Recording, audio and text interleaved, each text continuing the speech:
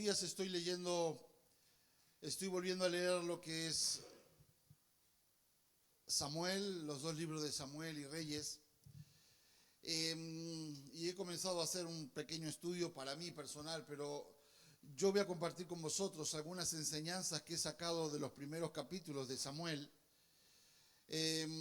a modo de recordatorio o de enseñanzas. Sabéis que Samuel fue un hombre que fue escogido por Dios para ungir a David como rey. Primero a Saúl, pero Saúl era un rey que fue conforme al corazón del pueblo de Israel, y David fue conforme al corazón de Dios. Y de David viene Jesús, el Mesías, ¿no? Del linaje de David. Cuando le decían Jesús, hijo de David, era porque él era descendiente de David. Jesús era descendiente, Jesucristo, descendiente de David. Pero para poder entender el ministerio de Samuel, yo voy a hablar de los primeros añitos de Samuel, cuando era pequeño. No voy a llegar muy lejos. Pero para poder entender el llamado que tenía Samuel y el momento en el que nació Samuel, tenemos que leer el último versículo de Jueces, porque eso nos da una idea de lo que se estaba viviendo en el pueblo de Israel. Y Jueces capítulo 21, versículo 25 dice: en esos días no había rey en Israel, cada uno hacía lo que bien le parecía. En esa situación, en ese desorden que tenía Israel, en ese momento en que no tenía gobierno, cada uno hacía lo que bien le parecía, aparece la historia de Samuel. Y Samuel nace de la siguiente manera. Dice la palabra que había un hombre que se llamaba Elcana, que era de la tribu de Efraín. Y este hombre tenía dos mujeres, una llamada Penina, que tenía 5 hijos, 3 varones y 2 mujeres. Y luego tenía otra mujer que se llamaba Ana, y el Señor no le había permitido tener hijos. ¿Qué hacemos cuando el Señor no nos permite algo? ¿Qué hacemos cuando tenemos un sueño, un sueño, un proyecto, y Dios nos dice no? Pero Señor, si es algo bueno, sí, pero no. Pero Señor, si yo te amo y te busco y yo me lo merezco, no, todavía no, porque hay nos y hay todavía no de parte de Dios. Y Dios sabía el tiempo en que Ana tenía que dar a luz, no era en cualquier momento. Dice que Ana era estéril, no podía dar a luz. Y cada año Elcana subía a Silo, que era un pueblo donde estaba el templo en ese momento, y él subía, todos los años subía a dar ofrenda al Señor y a alabar al Señor. Y subía con los hijos, las mujeres, subía con los animalitos que llevaban de ofrenda, y allí pasaban unos días adorando a Dios. Todos los años lo hacía. Por lo que vemos en la palabra de Dios, Elcana era un hombre que amaba a Dios, respetaba la tradición hebrea, pero también amaba mucho a Ana. Dice que la amaba mucho. Y claro, ¿qué pasaba? Penina se burlaba de Ana. Le decía: yo tengo 5 hijos, tú no tienes ninguno, no sirves ni para tener hijos, no sirves para nada. Y esto en un principio a Ana le dolía, le producía dolor, llanto, rabia.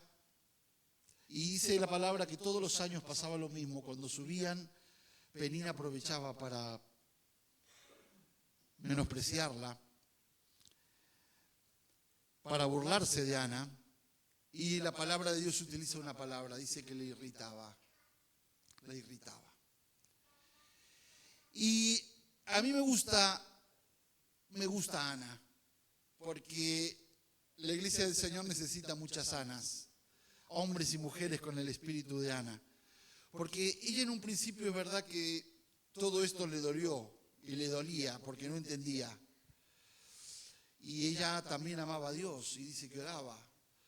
Pero fijaros que todo este dolor, esta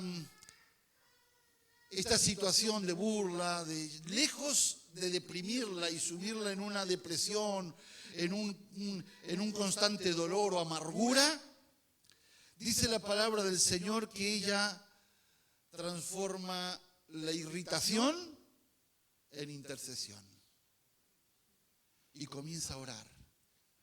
Y cuando un año sube al templo, dice que ella toma la decisión y va solita y va al templo a orar. Y ella comienza a orar: Señor, ten misericordia de mí, yo quiero tener un bebé, Señor. Un bebé, un niño. Y entonces mientras ella está orando, ella le hace un pacto con Dios. Y ella le dice, mira, Señor, si tú me das un hijo varón, ese hijo será para ti. Yo te lo voy a dedicar a ti. Y todos bienvenidos, que el Señor los bendiga mucho. Que todos los días que ese niño viva, será para ti. Así es que mientras ella está orando, aparece Elí. Elí era el sacerdote en ese entonces. En el templo de Dios estaba Elí y sus dos hijos, Ofni y Fines. Y Elí la ve que está ahí llorando y está ahí, claro, son mucho tiempo orando. En ese tiempo la gente no oraba. Y no estaba acostumbrado a ver una mujer llorando y quebrantada delante de la presencia de Dios tanto tiempo. Y dijo, esta está borracha. Entonces le dice, mujer, que ha venido a la casa de Dios borracha. Y dice, no, Señor. Dice, yo no estoy borracha. Pasa que estoy quebrantada en espíritu. Dice, y estoy haciendo un pacto con Dios. Si Él me da un hijo, yo lo traeré aquí y servirá en el templo. Y siempre será de Dios. Y dice que Elí la mira y le dice, vete. Y la traducción correcta que he estado mirando dice, y el Señor hará conforme a lo que has pedido. Y ahí hay un pacto entre tres personas. Está Ana, está Elí y está Dios. ¿Y sabéis una cosa? ¿Sabéis qué pasa a los 9 meses? A los 9 meses, un bebito. Ay, nace Samuelito. Samuelito. Qué alegría para Ana. Yo me imagino la fiesta y el Cana también. Habrá dicho, qué bien, Ana. Mira, tenemos un niño. El Cana sabía del pacto que Ana había hecho con Dios. Y ya veréis, dice que como todos los años, el Cana sube a adorar al Señor y Ana le dice, no, déjame que primero esté con Samuel, que lo destete. Ellos tenían 2 añitos, era el tiempo que una mujer hebrea le daba el pecho a los niños y luego ya pasaban a otra clase de educación. Y entonces le dice el Cana, vale, pero acuérdate de la promesa que le has dado a Dios. A veces cuando le hacemos promesas a Dios y viene la respuesta, dudamos. Yo le decía a los hermanos en Reus, aquí también, pero en Reus vienen personas, hermanos, a congregarse a la iglesia y vienen y dice, pastor, no tengo trabajo, no tengo casa. Y digo, no pasa nada, vamos a orar al Señor. Y el Señor les da un pisito, les da un trabajo y desaparecen. Ya no los vemos. ¿Dónde está? No, a veces lo encontramos por ahí y le decimos, ¿qué tal? Muy bien, pastor, genial. Y la promesa, el Señor te ha bendecido y ya no has vuelto a dar gracias ni nada. Y Ana dice que ella esperó 2 añitos y habrá aprovechado para jugar con el bebé. con Samuelito, enseñarle, desde pequeño enseñarle, decir, tú eres de Dios. Y dentro de poco yo te tengo que llevar a Silo y vas a vivir ahí, pero yo voy a ir a verte todos los años. No te preocupes, chiquitín, yo voy a ir. Y ¿sabes qué? Llega el momento en que Samuel tiene que ir, ya los 2 años se había cumplido el tiempo y me imagino Ana preparando la maletita, los bolsitos, la ropa que había cogido para Samuel. Y viajan como todos los años a Silo y dice que Ana se presenta delante de Elí, el sacerdote, y le dice, mira Elí, este es el niño por el cual yo estaba orando. ¿Te acuerdas de mí que me dijiste que estaba borracha? Sí, bueno, pues esta es la respuesta de Dios. Aquí está, Samuelito, 2 añitos, es para el Señor. Y dice que Ana adoró al Señor junto con el Cana y yo imagino que habrá sido un tiempo bonito como familia dedicándoselo a Dios, difícil para Ana porque fue una oración tanto tiempo orando por ese niño, pero ella lo había prometido a Dios y Dios tenía un propósito con Samuel. Y entre paréntesis tengo que ser sincero y a la vez explicar la verdad de Dios, porque claro, en ese momento dice la palabra de Dios que estaba Elí como sacerdote y tenía 2 hijos, Ofni y Fines. Y estos 2 que también eran sacerdotes, pero eran unos degenerados, eran unos sinvergüenzas. Porque ellos habían recibido el cargo de sacerdotes por herencia. Antes el padre era sacerdote, el hijo es sacerdote. Ellos no tenían un llamado de parte de Dios. Era lo que les había tocado. Y como no tenían el llamado de parte de Dios, no tenían amor por la gente, eso se transformó en un negocio para ellos. Y dice la palabra de Dios que se habían pervertido tanto que cuando las mujeres venían al templo a adorar a Dios, venían a traer sus ofrendas, ellos se acostaban con las mujeres, las obligaban a mantener relaciones sexuales, pervirtiendo así la santidad de Dios, pervirtiendo así el camino recto de Dios. Y dice que cuando venían los hombres con las ofrendas, ellos miraban y decían, esto es para nosotros. Pero esto es para Dios, no nos importa. Si no nos lo das por la buena, dice, te lo vamos a sacar por las malas. Así dice la palabra. Los forzaban a entregar las ofrendas que eran para Dios. Borrachos. Pervertían la santidad, la bondad de Dios, la rectitud de Dios en medio del templo. Un lugar destinado para ser santo, donde la gente venía a buscar una palabra de Dios, una dirección de parte de Dios para adorar a Dios. Resulta que se encontraban con estos perversos. Y Samuel comienza, dice la palabra, Samuel servía al Señor delante de Elí. Es decir, que Samuelito, chiquitín, poquito más grande que Luca, 2 añitos, empezó, ministraba al Señor delante de Elí. Le enseñaría, dice la palabra que le enseñaba las cosas prácticas, porque la palabra de Dios no la conocía. En ese tiempo la palabra de Dios no estaba tan como nosotros la tenemos hoy, que podemos leerla y podemos buscarla. No, casi nadie sabía. Dice la palabra que estos sacerdotes no sabían quién era Dios. Imaginaros, estar sirviendo a Dios sin saber quién era Dios. Y Samuelito se encuentra en esa situación. Y dice la palabra que Samuel dormía en el templo junto al arca de Dios. Es decir, de día tenía que ver lo que estos asquerosos hacían. las perversiones que ellos hacían. Todo eso, un niño de 2 añitos, 3 añitos. Y de noche, Samuelito cogía su colchón, cogía su manta y su almohada y se acostaba en la presencia de Dios. Solito. Y yo pensando en esto, digo, Señor, él hubiese podido salir igual que los otros, porque los niños aprenden por imitación, sabemos, ¿verdad?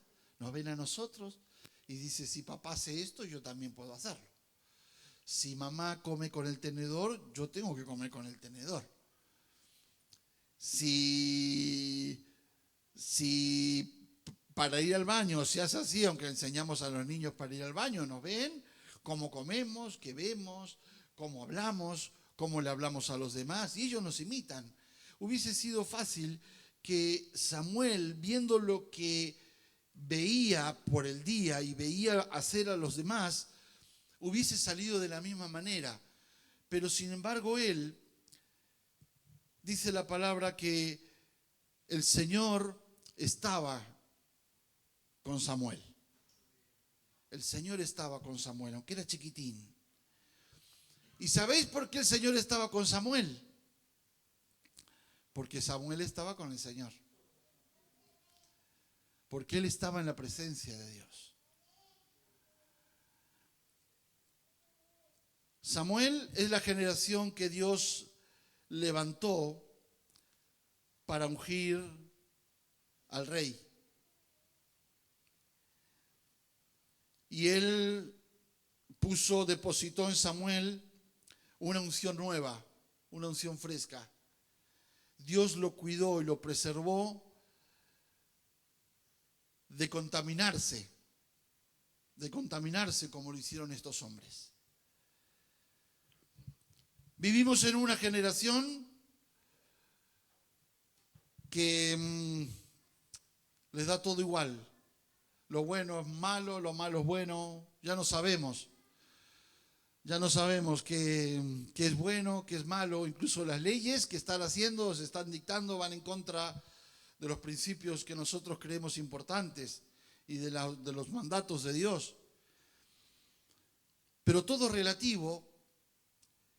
Y yo estos días atrás estuve compartiendo con los jóvenes y hay jovencitos nuevos que vienen a la iglesia. Y entonces yo les decía, ¿qué veis vosotros? ¿Qué veis vosotros en vuestros institutos? Y me decían, pastor, en mi instituto todos fuman porros. Digo, vosotros no tenéis que hacerlo. Pero todos fuman, vosotros no. Vosotros sois la generación que Dios está levantando o preparando para la llegada del Rey. No sois una generación cualquiera. Y cuando hablo de generación nueva no estoy hablando de edad. Estoy hablando de hombres y mujeres que están siendo levantados por Dios para preparar la venida del Rey. ¿Qué veis en la tele? Y dice, todos vemos. ¿Qué me dijeron que veía? La Isla de las Tentaciones. Todos vemos la Isla de las Tentaciones. Y claro, les digo, ¿y de qué va eso? Y cuando me dice, digo, no, vosotros no tenéis que ver eso. Es mejor ver Tom y Jerry. Los chicos de ahora no ven Tom y Jerry. Yo vi El Chavo del 8 hasta los 40 años, pero ahora los chavalitos no ven esto. Y vosotros sois la nueva generación que Dios está levantando, no podéis contaminaros. Y el pequeñito Samuel veía todo eso. Sin embargo, él no hizo lo mismo. Había algo diferente en él. Y yo creo sinceramente, hermanos, que cuando estamos en la presencia de Dios, Dios nos preserva y nos guarda de toda la contaminación que hay en el mundo. Incluso seguramente algunos de vosotros que habéis venido a otros sitios Tal vez se han abusado de vuestro amor por Dios, o hay nuevas doctrinas. Si tú das tanto, Dios te va a dar tanto. Si tú das esto, Dios te va a dar aquello. Si tú no das esto, Dios no te da aquello. Si tú das esto, Dios te va a amar más. Pervirtiendo el Evangelio. Pero yo voy a decir una cosa. Intentamos, y yo agradezco a todos los hermanos, que este lugar sea un lugar de amor. Dice la palabra que Dios nos amó desde antes de la creación de todo lo que existe, antes del comienzo de las edades, antes de que todo fuese construido y hecho, creado, Dios nos amó. No podemos hacer algo más para que Dios nos ame más. Todo lo que le damos, nuestra ofrenda, nuestros diezmos, nuestro tiempo, nuestra casa, nuestro coche, se lo damos por amor, no por obligación, no por negocio. Entendemos que la iglesia de Cristo no es un negocio, es una familia, somos una familia. Y aquí nos amamos y nos cuidamos. Y este niño, Samuel, dice que crecía con la gracia de Dios y con el favor de Dios. Y su madre le hacía todos los años una túnica nueva y se la llevaba. Cuando iba a adorar a Dios, le llevaba y decía: mira, Samuel, te he hecho esta túnica este año. ¿Sabéis de qué habla esto? Habla de crecimiento. Porque el Samuelito con 3 años no es lo mismo que con 5. Uno crece. ¿Y os acordáis los mayores? Ahora no, porque los jovencitos de ahora, gracias a Dios, el Señor nos permite tener un poquito más de dinero. Pero ¿cuántos de vosotros, cuando éramos jovencitos de mi edad, bueno, Daniel, mi generación, y más, no hablemos nada ya de Manolo y los demás, pero que íbamos a comprar zapatillas y yo qué sé, teníamos un pie que medía un número, el correcto sería el 35, pero nos compraban 39 para que nos dure. Y claro, teníamos unas patas así. ¿Se acordáis? Y teníamos que caminar con las zapatillas nuevas. Decíamos, pero no te preocupes, decía, porque vas a crecer. ¿Qué va a crecer si esas zapatillas no duraban ni un mes? Y eso no servían para nada, esas zapatillas. Pero la túnica, dice que le llevaba a su mamá, habla de crecimiento. Cada año él crecía en la gracia y el favor de Dios. Y nosotros como cristianos también tenemos que ser igual. Tenemos que crecer, hermanos. No podemos ser siempre el mismo chiquitín. No podemos estar siempre tomando leche. Eso nos habla de madurez. De madurar en Dios también. Conocer más de la Escritura. Alabar al Señor, la alabanza, la adoración, la intercesión, el asistir a las reuniones nos hacen madurar y nuestra vida cristiana va creciendo. Y seguramente no por tiempo, porque la experiencia cristiana no se consigue con años. Por eso digo, no tiene nada que ver los años naturales con la experiencia con Dios.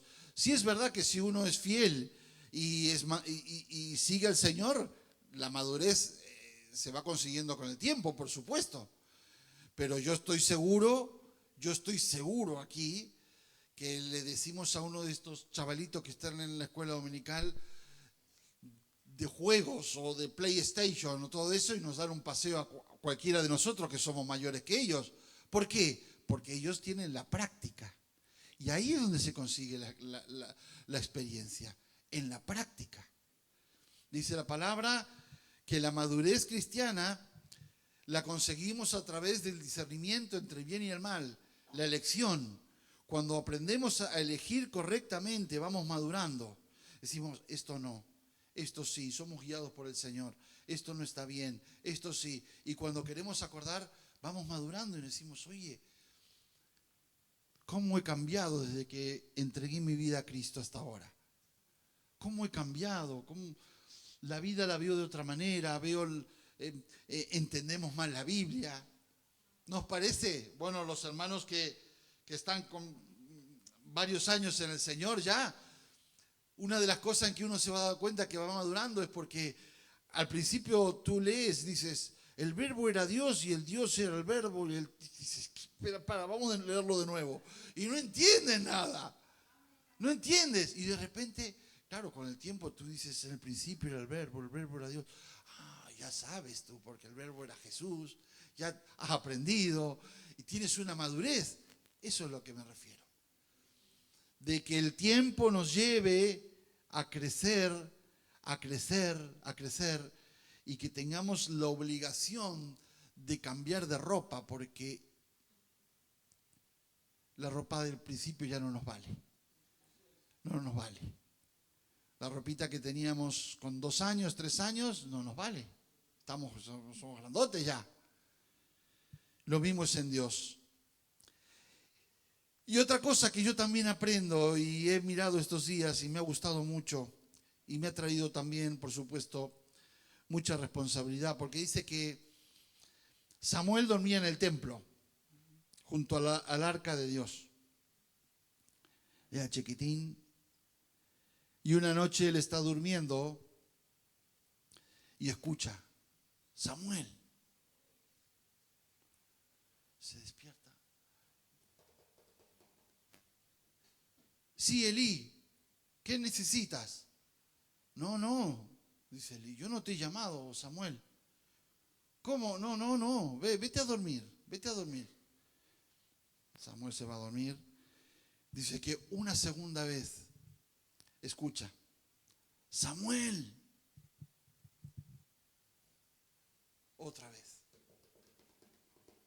Elí, ¿qué pasa? ¿Necesitas algo? Te traigo un vasito de agua. No. Dice, yo no te he llamado. Vete a dormir.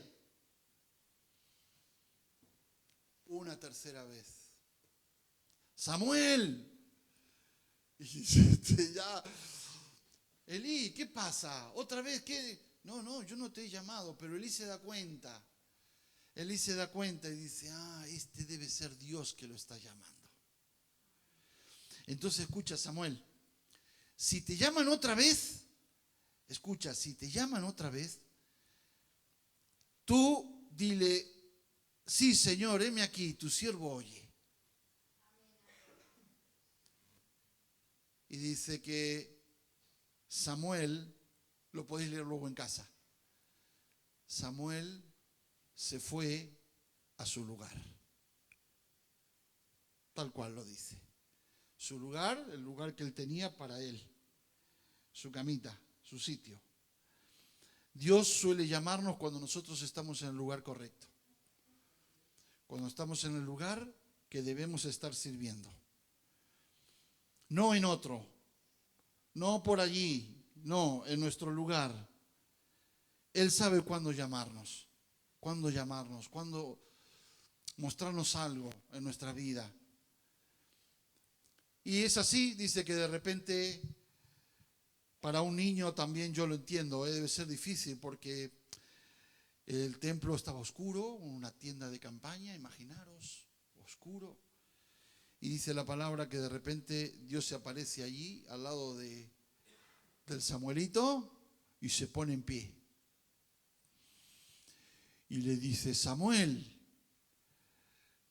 dice, heme aquí, Señor, aquí estoy. Y 2 cosas que el Señor me habló con respecto a esto.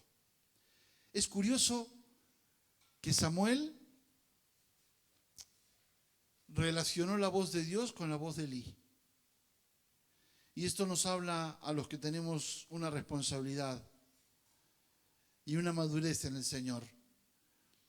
Que los más nuevitos esperarán de nosotros una palabra de parte de Dios muchas veces.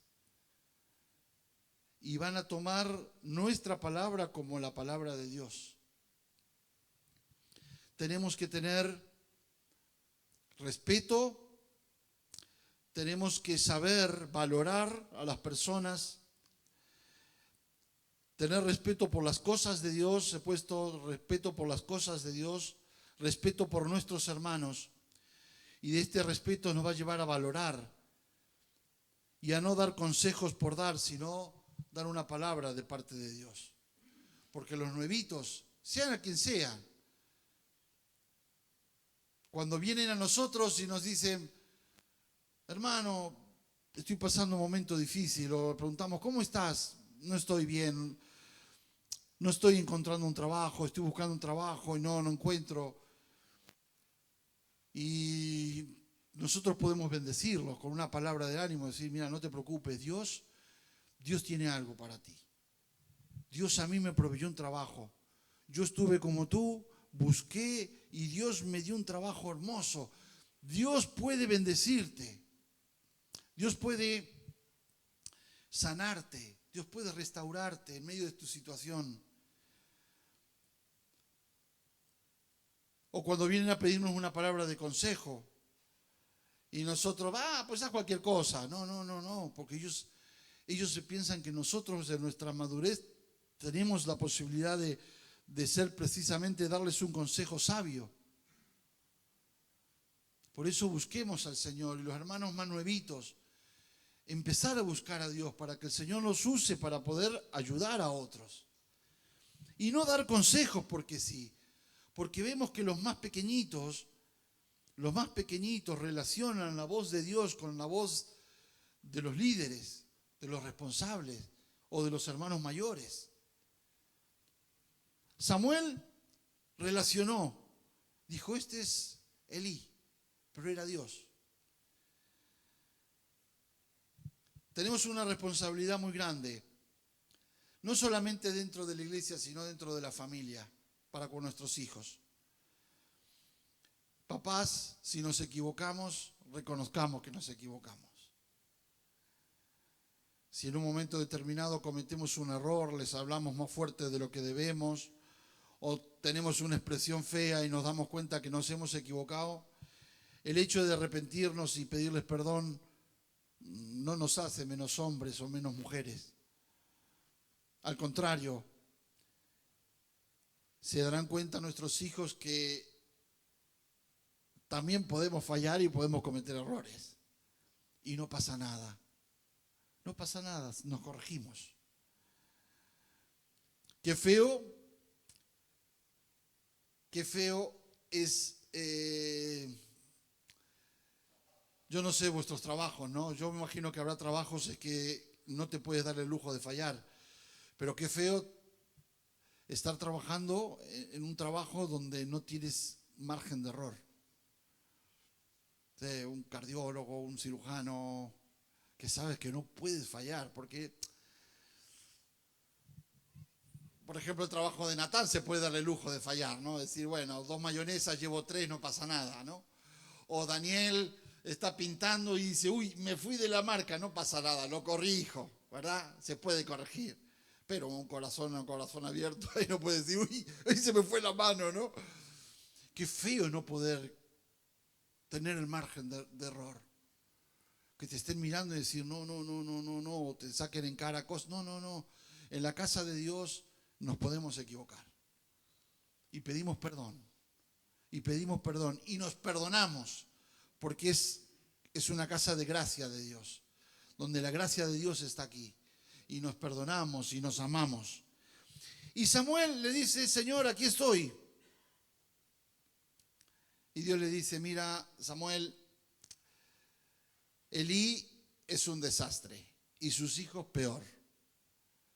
Entonces he tomado la decisión, una decisión muy fuerte para escuchar a un niño, porque ¿sabéis una cosa? Se ve que Samuel amaba o respetaba a Elí. A pesar de que Elí era un hombre que no era muy espiritual, pero era su referente espiritual. Y él lo valoraba. Y lo amaría. Un niño, pues de pequeñito, a alguien que le muestra el afecto, el cariño. Y Elí le enseñaría cómo abrir las puertas del templo, cómo limpiar el templo, cómo encender el incienso, cómo se recibiría la gente. Todas las cosas prácticas de lo que es el servicio a Dios. Pero claro, todo lo que es la parte espiritual, Samuel no la sabía, no la conocía. Pero no la conocía porque los hijos de Elí tampoco la sabían, no la conocían, os digo, eran unos depravados. Y Dios le dice, mira Samuel, he tomado la decisión de matar a Elí, así tal cual, voy a matar a sus hijos. Dice, voy a mandar una maldición a la casa de Elí. Dice, no, ninguno de sus descendientes nunca va a llegar a viejo, siempre van a morir jóvenes. Y para que veas que yo estoy contigo y que lo que te digo es verdad, dice, esto te va a servir de señal, que los dos hijos de Elí van a morir el mismo día. Entonces, cuando el Señor le dice todas estas cosas a Samuelito, dice la palabra que Samuel fue y se acostó y no durmió. Se ve que estuvo el pobre toda la noche dándole vuelta a ver qué. Pobre Elí, pobre Elí. Y él sabía, porque dice la palabra, que él tenía temor de decirle estas cosas a Elí. Pero a la mañana dice que él se levanta despacito, abre como siempre las puertas del templo y escucha una voz, Samuel, y este sí que era Elí. Dice, ven Samuel, cuéntame lo que Dios te dijo anoche. Y le dijo, Samuel, y no me encubras nada, porque yo sé que las palabras de Dios a veces pueden ser fuertes y duras, pero no quiero que me encubras nada. Y dice que Samuel se lo cuenta todo, le cuenta todo lo que va a suceder. Y Elí, ¿sabéis lo que hace? Dice, bueno, si el Señor ha tomado esa decisión, que lo haga así. Yo me podría llorar y decir, Señor, ten misericordia de mí, ¿no? Perdóname todo lo que he hecho, dame la posibilidad de cambiar, de rectificar. Tú eres misericordioso, tú guardas, dice que el que se arrepiente tú lo perdonas, tú... No. Ya vi una resignación en Elí. Y se nota claramente la diferencia de Samuel, porque Samuel no era un hombre que se resignaba fácilmente, lo podéis luego leer en la historia. Él intentaba siempre cambiar la situación,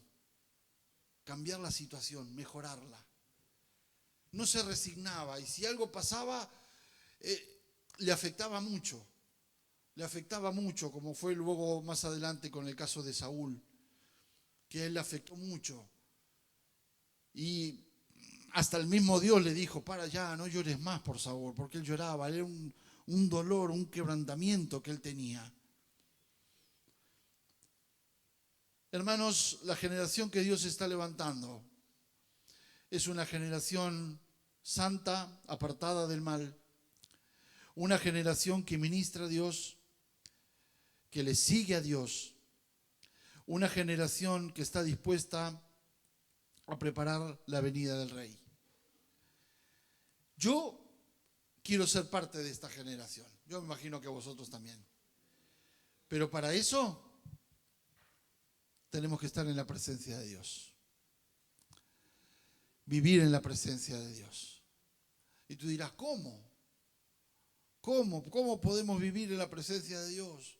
¿Cómo podemos vivir santos todo el tiempo? Y yo os conté hace un tiempo atrás, mis padres tenían un libro, un pequeñito, un cuadernito que contaba anécdotas o ilustraciones cristianas. Y cuando fui la última vez a ver a mi madre, lo vi, hacía como 20 años que no lo leía, y me puse a leerlo, y el Señor me recordó una cosa al leerlo.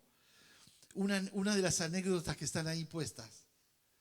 Y esto es un hijo que le dice a su padre, papá, ¿es posible ser santo durante todo un año? Y el padre le dice, no, porque tarde o temprano me pillo el dedo con el martillo y se me escapa una mala palabra, o se me cruza un coche delante y le digo 4 cosas y ya pierdo la calma, lo insulto, peleo con tu madre, me disgusto. No. Un año entero, no, dice, es imposible. Un año entero, no puedes ser santo un año entero. No, hijo, no puedes. Dice, una hora, papá, una hora. ¿Se puede ser santo? Servir a Dios correctamente, una hora. Dice el padre, una hora. Una hora.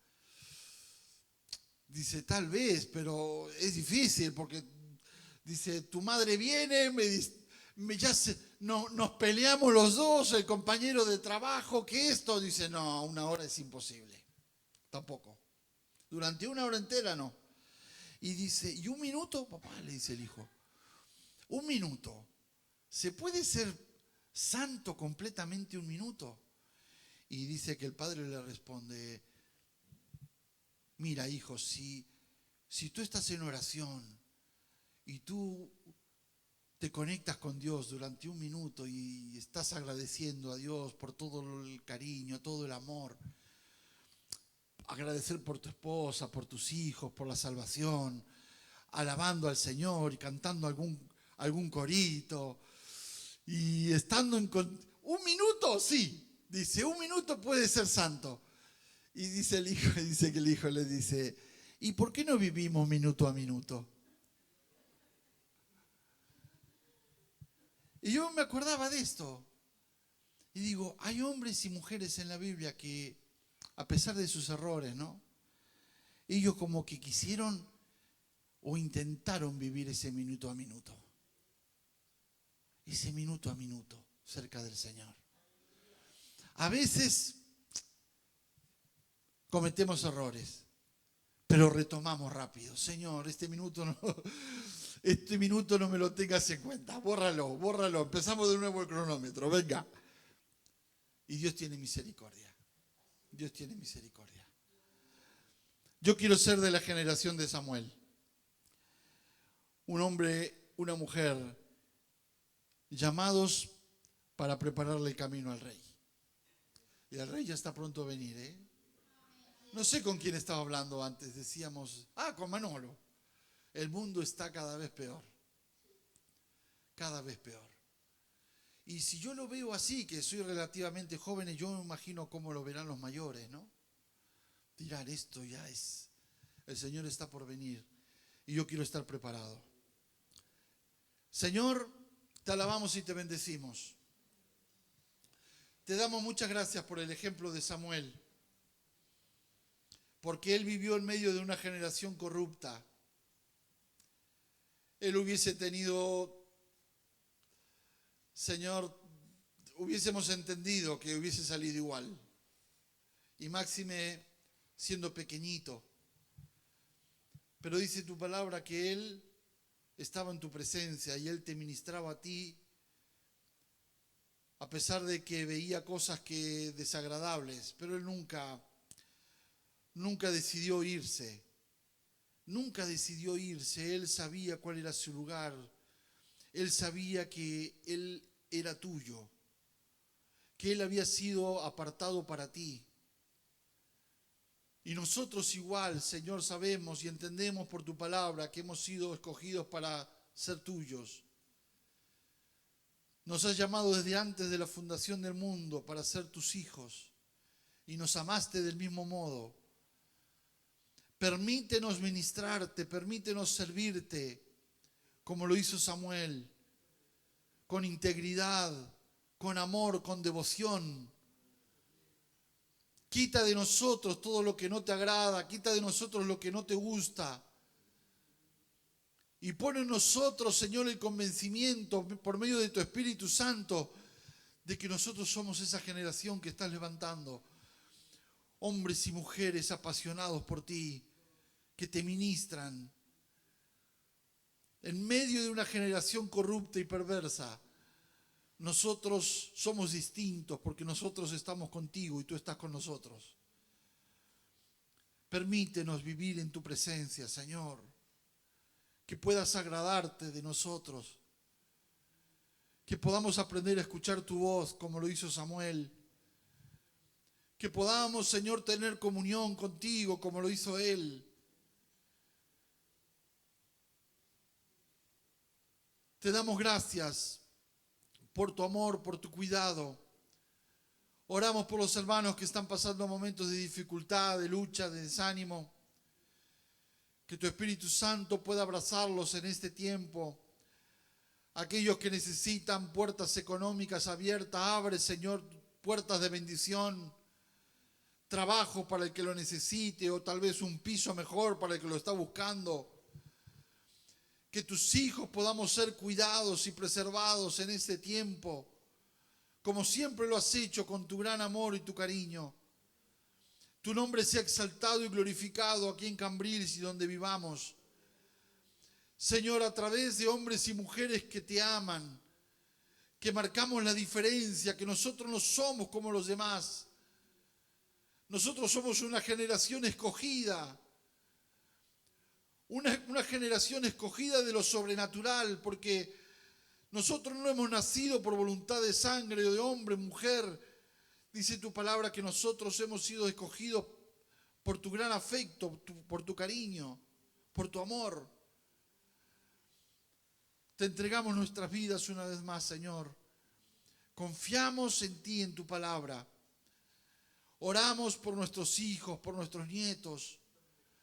Oramos, Señor, para que también tu palabra se cumpla en ellos, tus propósitos se cumplan en ellos.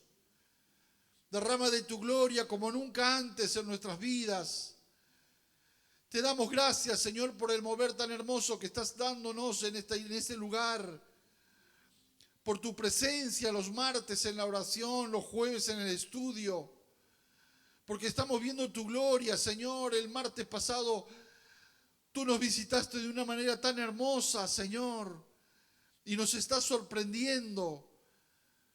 Y eso es porque tienes algo preparado para nosotros. Si vemos que estamos pasando momentos de lucha, de pruebas, si vemos que el diablo nos quiere irritar, se quiere burlar de nosotros, que podamos interceder, clamar por las promesas que tú nos has dado. Gracias te damos, Señor.